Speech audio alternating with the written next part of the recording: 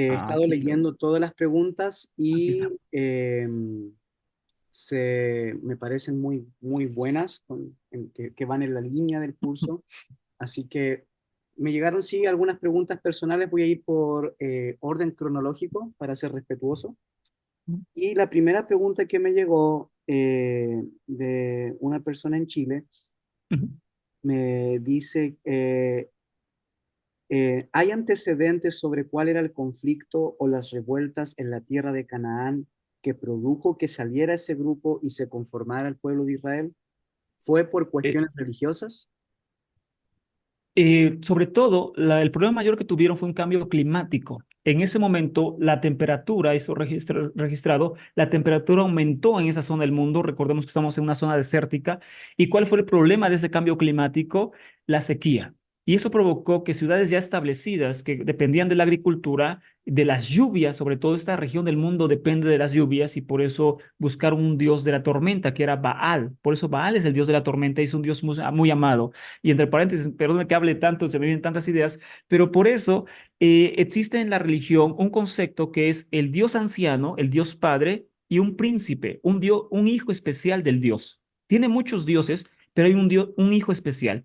En la mitología cananea, el Dios especial es Baal, el hijo príncipe. Ese hijo príncipe Baal es el que pelea las batallas del padre, que ya es anciano, ya está cansado, ya no interviene tanto en el cosmos, ya está simplemente en su trono como un rey anciano, que simplemente reina porque es el rey, es el padre, pero el hijo, el príncipe, es el que realmente es amado por el pueblo. Esto pasa en las mitologías religiosas. En este caso, Baal es el dios de la tormenta y es un dios muy amado por lo mismo, porque en su mitología él causa las lluvias y la fertilización de la tierra para la sobrevivencia del ser humano. Entonces, una de las cosas que provocó científicamente comprobado el cambio de época en esta zona del mundo fue, fueron las sequías. Y entonces, ciudades que ya estaban establecidas tuvieron que irse otra vez a la nomadía, a ser nómadas, a conseguir alimento, comida, agua por otras partes. Y esto conllevó también a que otros lugares, otros hombres vinieran a habitar esos lugares ya construidos y que pudieran sobrevivir de una o de otra manera. También otra de las cosas históricas que pasó para este cambio de época fue la llegada de los pueblos del mar, que venían de Grecia, sobre todo de esta parte del mundo, donde ahorita se encuentra nuestro estimado profesor Ismael, venían de esta parte del mundo y llegaron por mar, por eso se le llaman los pueblos del mar, y llegaron a intentar nada más a conquistar Egipto. Los filisteos históricamente llegaron a conquistar Egipto, no sabían con quién se metía, y eso está registrado en Egipto, por eso lo sabemos, y hay hasta un templo dedicado a la derrota de los filisteos en Egipto. Ahorita se me escapa el nombre porque son nombres egipcios, pero bueno, es un templo famoso donde tiene relieves de la derrota de los egipcios y los pueblos del mar. Y entonces ellos, los egipcios, dicen, o sea, no te metas con nosotros, estás loco, así que lo rezagan a la tierra de Canaán bajo una provincia de ellos. Un dato importante es que en estos tiempos, Canaán, desde el año prácticamente 1400, se vuelve una provincia de Egipto, es decir, tiene el control militar egipcio desde el año 1400 antes de Cristo. También esta es una cosa que podemos tomar en cuenta cuando hablamos del Éxodo, que Israel en este tiempo, según la Biblia, huye de Egipto para meterse a Canaán. Esto sería imposible porque Egipto tenía soldados en toda esa zona, tiene guarniciones militares en toda esta zona, nadie puede huir ahí porque se va a topar otra vez con Egipto, pero ese es otro tema. El caso es que dos de los grandes fenómenos sociales que pasaron en ese tiempo y de todo tipo, pues es la sequía y también la irrupción de los pueblos del mar. Muchas gracias. Muchas gracias. Bien, tenemos tres personas más. Los voy a clasificar, los voy a ordenar. Tenemos, ¿cierto? A Matías. Matías, tienes tres preguntas. Hágalas todas de un viaje nomás. Hola, profesor. Sí, tengo un millón de preguntas, yo creo. Eh, a ver, dijo que a partir del 950 se toma al dios del desierto, que entiendo yo que es Yahvé, ¿cierto? Ujú. Eh, ¿Por qué en el 950? Porque esta es mi pregunta. si bien es cierto, Yahvé se reveló a Moisés antes, según entiendo usted dijo en el 1200, entonces hubo una especie de acomodación entonces al nuevo Dios, ¿ya? Esa sería mi primera pregunta. La segunda es, entre Génesis 1 y 2, ¿hay dioses distintos? Que sería un él y otro Dios más. Ujú. La tercera sería, ¿cuál es entonces el Dios de Abraham? Porque si Jacob tomó a él como Dios, entonces Abraham, qué Dios tenía? Eso, por ahora. Claro, muy buenas preguntas, estimado Matías. La primera sobre por qué hasta 950 se rastrea ya más a Yahvé, se rastrea a través de los nombres. Una de las formas que tenemos para rastrear la religiosidad antigua son los nombres. Los nombres son muy importantes, los nombres que tenían obviamente las personas. Entonces, hasta la época monárquica, que más o menos empieza en el 950 antes de Cristo, empezamos a ver ya los nombres teofóricos con la partícula Yahvé. El primero dentro de la tradición religiosa es el rey Saúl, por supuesto, ¿no? Que tiene su origen en Shiloh y para empezar Samuel no tiene el nombre ya vista. Samuel el profeta que le profetiza a él y todo ello no tiene un nombre ya vista. Y entonces a Shiloh es donde dice que iban a adorar cada año al dios Yahvé. Entonces ahí ya empezamos a ver un rastro más yavista, ¿ok? Y para empezar que estaba en Shiloh, nunca fue Jerusalén siempre el centro. Bueno, este rastro lo vemos a través de los nombres y ya viene el hijo de Saúl que es Jehonatán, ¿ok? Entonces, que significa regalo de Yahvé. Aquí ya vemos un nombre teofórico. Yo sé que muchos dicen, no, pero aparece en Josué, Yehoshua, Yahvé salvación. Aparece en otros nombres más antiguos. Pero este es algo muy importante de comprender que la Biblia no tiene una escritura cronológica en el aspecto de que aunque nosotros tengamos en primer plano al Génesis y a la ley de Moisés y todo eso, históricamente no fueron los primeros libros escritos. Los primeros libros que empezaron a confeccionarse, porque vemos una gran distinción escritural, es Deuteronomio, Josué, Primera y Segunda de Reyes. Y hay quien dice que también posiblemente Samuel, etcétera. Pero el caso es que mínimo tenemos a Deuteronomio. A eso se le conoce como la tradición deuteronomista. Estos libros fueron empezados a confeccionarse en el año 600, en el tiempo de Josías. Por eso, la historia de Josué realmente refleja las ambiciones políticas del rey Josías.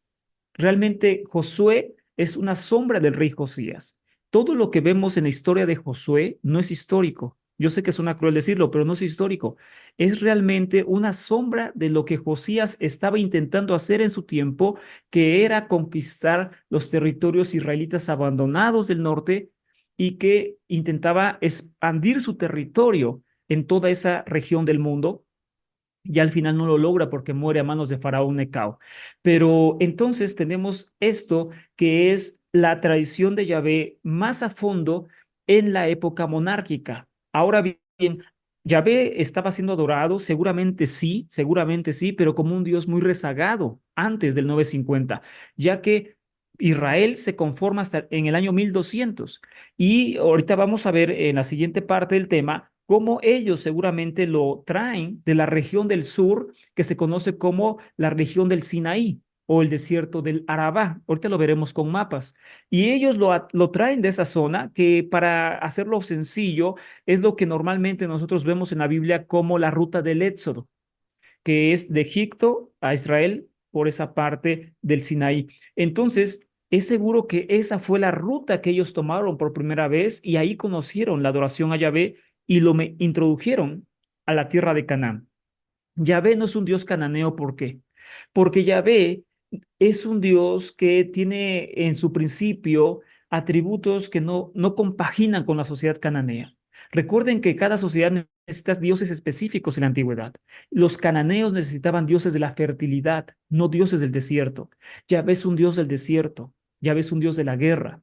Y como ahorita veremos en la segunda parte, es un dios de los metales, es un dios de la metalurgia y de los volcanes que sobre todo proliferó en ese tiempo en la región del Sinaí y ahorita lo veremos con mapas. Entonces, en resumen, la adoración a Yahvé es muy tardía, perdón, muy temprana, antes de la misma fundación de Israel, pero ya la adoración en forma como un Dios de la monarquía, obviamente es a partir del 950. Ahí lo empezamos a rastrear como una elevación del estatus de Yahvé. Todavía no es el Dios que conocemos, pero ya se elevó unos peldaños todavía. Faltarán siglos, siglos de historia para que llegue a ser el Dios que hoy conocemos. Sobre la siguiente pregunta, perdóname, ¿la recuerdas? Era sobre el Dios de Abraham. El Dios de Abraham, bueno, esa es una de las preguntas. El Dios de Sí, Abraham. sí, porque ¿cuál sería el Dios de Abraham siendo que Jacob tomó a él después? Ok, bueno, la misma Biblia tiene registro, lo vemos sobre el episodio de Génesis 14 sobre Melquisedec, rey de Salem, que era el sacerdote del Dios Altísimo. El hebreo dice el Elión. Así dice el hebreo, sacerdote del Dios Altísimo, el Elión. No dice Yahvé. En la primera parte dice el Elión, y en la segunda parte del Génesis 14, aquel que lo pueda leer en hebreo o en fonética, ya aparece Yahvé. Pero recuerden que esas son añadiduras tardías al libro. Ahora bien, ahorita veremos en la segunda parte por qué se fusionan estos títulos, pero debemos entender que entonces ellos, hablando de una identidad histórica, al primer Dios que conocieron en esa zona y que deambulaba con ellos o que tuvieron ese tipo de oración era siempre el Dios Él, no era otro Dios. De hecho, repito, es el Elión. Elión es un epíteto del Dios Él, no es otro Dios. Y hay un pasaje porque hay muchas cosas que hablar, por eso no se pueden abarcar todas en el tema, pero hay un pasaje en Deuteronomio 32:8 donde dice que el León, así dice en hebreo, el Altísimo en español, dio en heredad a las naciones conforme a los hijos de Israel. Eso dice el español. Pero el hebreo de los escritos del Mar Muerto, de los pergaminos del Mar Muerto y la versión Septuaginta, en lugar de decir en esta parte se dividió a las naciones conforme a los hijos de Israel. El hebreo del Mar Muerto, no masorético, sino del Mar Muerto, y Septuaginta dice, dividió a las naciones conforme a los hijos de Dios. No dice conforme a los hijos de Israel, conforme a los hijos de Dios. Está hablando de politeísmo. Y Yahvé es la heredad que a ellos les ha tocado. Lo que está diciendo es que hay un Dios supremo conocido como el León, que es el Dios Él, y él tiene hijos que dividió en 70 naciones. Son 70 hijos del Dios Él según la mitología y 70 naciones según la Biblia. Y entonces a cada nación él le asignó un Dios. Y el Dios que le asignó a Israel se llama Yahvé. Es decir, en esta parte de la Biblia se nos dice que en este tiempo Yahvé es concebido como el hijo del Dios Él. En este tiempo no es igual al Dios Él, no lo ha reemplazado ni algo semejante. Para el escriba hebreo, Yahvé es hijo del Dios Él, como es hijo Baal, como es hija Asherah y así otros dioses. O perdón, Anat y así otros dioses. Simplemente es un hijo del Dios Él que tiene que cuidar a Israel. Como cada nación tiene a su propio Dios. Moab tiene a su Dios, Kemosh. Milcom, el dios de los amonitas, Cos, el dios de Dom, y así sucesivamente. Cada nación tiene su propio dios, un dios nacional y dioses inferiores. Ahora bien, la tercera pregunta no recuerdo cuál es, estimado amigo, era...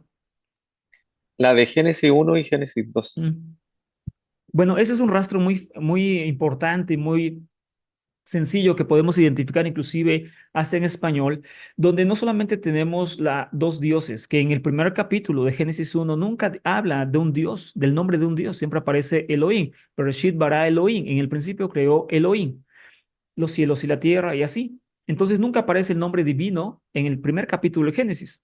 Aparece en el segundo y algo que les puedo adelantar, porque repito, las ciencias bíblicas son tan fantásticas que por donde sea tiene explicaciones, es que la creación del Génesis 1 y del Génesis 2 son diferentes. No es la misma creación. Si tú comparas en una tabla el orden de la creación y qué es lo que va creando Dios cada día, vas a encontrar una diferencia de orden y de versión entre el capítulo 1 y el capítulo 2. Y es un ejercicio muy sencillo que se puede hacer en casa. Son tradiciones diferentes. La primera es más babilónica y la segunda es más cananea. Habla del tiempo de fertilidad de la tierra de Canaán.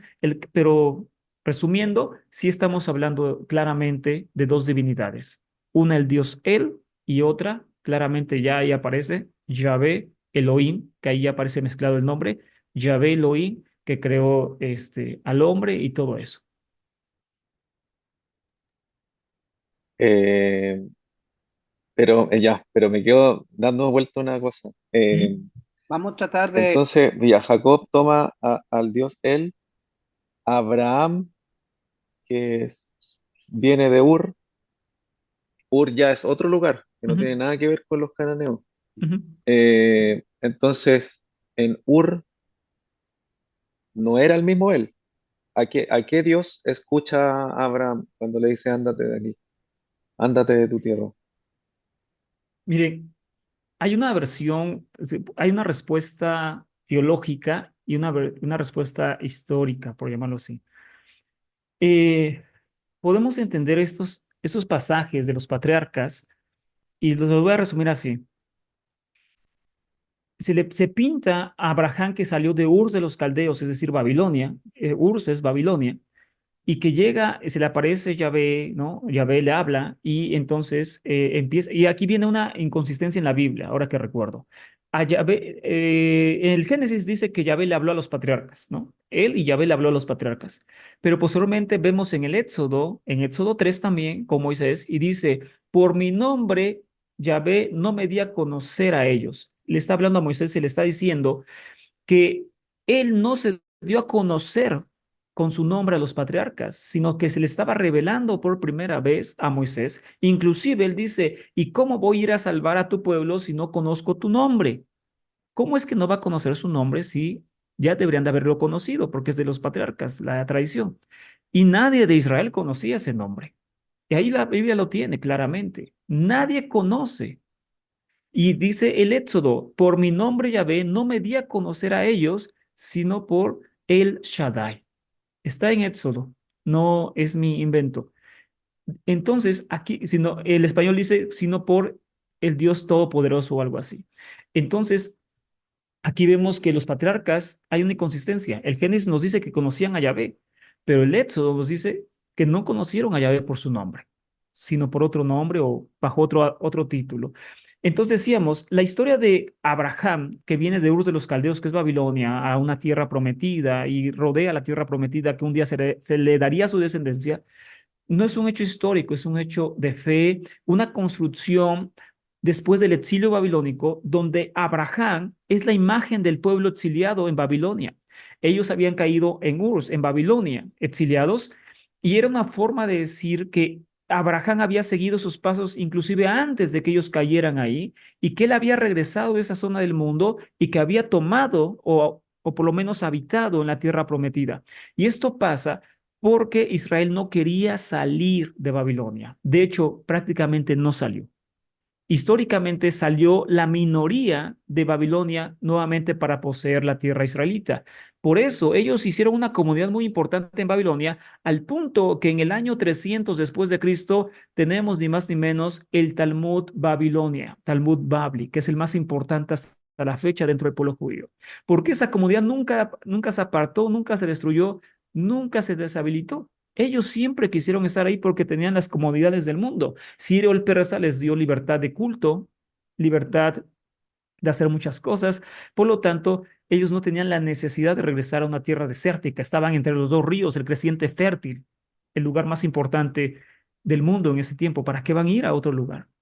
No hay necesidad. Ellos se quisieron quedar ahí, ahí desarrollaron su sabiduría y otras cosas, su mitología también y todo eso. El caso es que Abraham, aunque la Biblia narre, respondiendo eso, que él salió de Ur de los Caldeos, eso no es un hecho histórico, es un hecho simplemente de un mito fundacional, es decir, de una forma de leyenda de fe para que la nación saliente del exilio babilónico tomara el ejemplo de su padre, que en ese momento era Abraham, y que entendieran que tenían que salir de Babilonia para regresar a la tierra que les había dado, que era Israel, que nunca, a fin de cuentas, quisieron hacerlo, sino que una minoría muy pequeña fue la que realmente regresó a la tierra de Israel. gracias, profesor. ¿Sí? Solamente agradecerle el texto que citó está en Éxodo 3, si alguien quiere buscarlo, Éxodo 6:3, perdón, Éxodo Ujú. 6:3. Bien, tenemos a a Cristian. Cristian, adelante. Sí, estoy tratando de tomar apunte y de escuchar a la vez esta camionada de información y procesarla también. Entonces, pero dentro de todo lo que usted, profe, ahí nos explica y nos enseña sobre los epítetos del dios El, en qué momento se le traspasan o se le atribuyen al Dios al Dios de Israel como los atributos que nosotros conocemos del Dios de Israel? O son distintos? Muy buena pregunta. Miren, nosotros cuando vemos este tema de los orígenes del Dios Yahvé, vemos dos líneas de entendimiento. Una es la que estamos viendo hoy, que es como la más sencilla dentro de lo que cabe, que es el origen geográfico de Yahvé, ¿no? ¿Dónde empezó su adoración? Se rastrea y todo eso. Y cómo llegó a Israel, ¿no? Pero número dos es la evolución teológica del Dios Yahvé, que es más interesante. Más allá de saber de dónde nace, dónde quedó, dónde empezó Yahvé, cómo entró a Jerusalén, cómo entró como Dios monárquico, viene cómo empieza a ser adorado el Dios Yahvé en el desierto, qué imagen, qué concepto tenían de él y cómo fue evolucionando a través de los siglos de ser un Dios del desierto, un Dios de los nómadas, un Dios con imágenes de talla, a convertirse en el Dios sin imágenes, sin esculturas, un Dios no de Israel, sino según Isaías, ya un Dios del universo. ¿Cómo llegó a convertirse en un Dios creador de todas las cosas cuando obviamente no lo era? No era su principio, un Dios del fuego, un Dios de la tormenta, un Dios de todo tipo, un Dios solar inclusive. Cómo Yahvé absorbe a través de los siglos toda esa divinidad hasta convertirse literalmente en lo que hoy es, que es el Dios eterno, el Dios del universo, el Dios de la creación y todo eso. Y eso tiene una historia bien interesante que cuesta rastrear, pero por lo menos por algunos datos que tenemos en la Biblia y demás, podemos avanzar un poquito en todo eso, empezando a entender que pues cuando Él llega, llega como Dios tribal, un Dios muy menor, de nómadas, y prácticamente familiar, un Dios muy pequeñito. Cuando la monarquía lo adopta, empieza a crecer, obviamente, empieza a ser muy importante porque ya es el Dios de la monarquía. Y aquí viene un punto muy importante. Una cosa es la religión oficial y otra la religión popular. Es decir, una cosa es lo que los reyes y los sacerdotes digan que se tiene que hacer y otra cosa lo que el pueblo hacía. Entonces, los reyes podían decir, se adora a Yahvé. Y ellos decían, no me interesa adorar a Yahvé, yo prefiero adorar a Baal. Es como hoy el catolicismo. Dicen, tú tienes que adorar a María o a Jesús. Y la gente dice, no, a mí me hace más milagros San Judas. A mí me hace más milagros Malverde. A mí me hace más milagros X santo. Esa es la religión popular. La religión oficial hasta te la prohíbe, ¿no? Dice, no adores a este santo, no adores a la muerte. A la gente no le importa y acaba adorándolo. Eso pasaba ahí. No importa que ellos dijeran, se adora a Yahvé, ellos seguían adorando al Dios que creían que les traía mejores beneficios, al punto de que después Jeremías, capítulo 23, dice, después del exilio, que los hombres clamaban, todas estas calamidades nos han venido desde que dejamos de ofrecer incienso a la a la reina del cielo. Toda esta calamidad ha venido porque dejamos de adorar a la reina del cielo, fue por su culpa. Si no nos hubieran hecho adorar a Yahvé, nada de esto nos hubiera pasado. Y después Ezequiel dice, vi a hombres en el templo de espaldas hacia el sol y mujeres endechando a Tamuz. Es decir, estaban con una religiosidad, inclusive dentro del templo, después del exilio babilónico, que es lo impresionante, y con todo eso no era la religión oficial, pero el pueblo seguía adorando lo que a ellos sentían que les convenía y les causaba más bendición, por decirlo así, ¿no? El punto es que este rastro de cómo Yahvé se va convirtiendo poco a poco en un Dios impresionante, un Dios universal, es muy interesante, pero podemos resumirlo en que ese nivel de deidad se le da a Yahvé con el único propósito de aniquilar a las demás deidades, de quitarle la adoración a las demás deidades, incluyendo las diosas madre. Por eso después vemos varios pasajes en Isaías donde dice, yo lloro por ti. Se olvidará la mujer de lo que dio a luz pues aunque ella olvide, yo nunca te olvidaré, me olvidaré de ti. Yahvé se nombra como una madre, y eso era la forma de hablar de las diosas madre en la mitología. También dice, yo lloro y gimo como parturienta por ti, Jacob. Y así sucesivamente. Es decir, Yahvé, o te llevo en mi regazo, hay otro pasaje que dice, es decir, Yahvé mismo se autonombra una diosa madre porque tenían que desechar esa adoración, esas deidades, esas divinidades, y les costó mucho trabajo. Les costó mucho trabajo. Y por eso, en lugar de adorar una diosa madre, ahora es Yahvé tu madre. En lugar de adorar un dios de la tormenta Baal, ahora Yahvé es el dios de la tormenta. No tienes que ir a otro Baal. Ahora, en lugar de adorar a él que creó al hombre, no, Yahvé creó al hombre, no fue él. Y así, cada dios fue siendo aniquilado y simplemente ese poder que tenía cada dios ahora se le confirió al Dios Yahvé y se convirtió en el Dios todopoderoso, en el Dios universal, en el Dios de todas las cosas que hoy conocemos. Gracias, profesor. Solamente comentar, hay un par de personas que quieren hablar. A lo mejor no estaban al principio, sus preguntas tienen que escribirlas primero en el chat o sus comentarios, ¿ok? Y las vamos a leer y si es una pregunta pertinente, el comentario pertinente, les vamos a dar el pase, ¿ok? Así que déjenme su pregunta en privado en el chat o en público como quieran, pero vamos también por orden. Solamente decirles de que la data arqueológica sustenta la hipótesis del profesor Donato, ¿ok? Cuando uno excava aquí en Israel, eh, en las periferias de lo que fue, ¿cierto?, las limitaciones del reino, especialmente de Josías, porque es muy complicado, ¿no?, encontrar mucha data de la monarquía unida se encontró, pero muy diferente a lo que dice el texto bíblico. Y tú ves, claro, pues tú ves ídolos, tú ves inscripciones, tú ves cosas que tú te das cuenta de que el yavismo, si se puede decir así, era un ideal de Jerusalén, era un ideal, es un movimiento que busca, ¿cierto?, una centralización. Incluso se han encontrado templos para Yahvé, no solamente en Jerusalén, sino en otros lugares. Entonces nosotros pensamos que había solamente un templo en Jerusalén, pero no también había en otros lugares. Y ese ideal es el que nos transmite el texto bíblico, pero no necesariamente era la realidad. Entonces la data arqueológica, y se los digo porque yo he excavado aquí en lo que encontramos, ¿no? Entonces es algo real.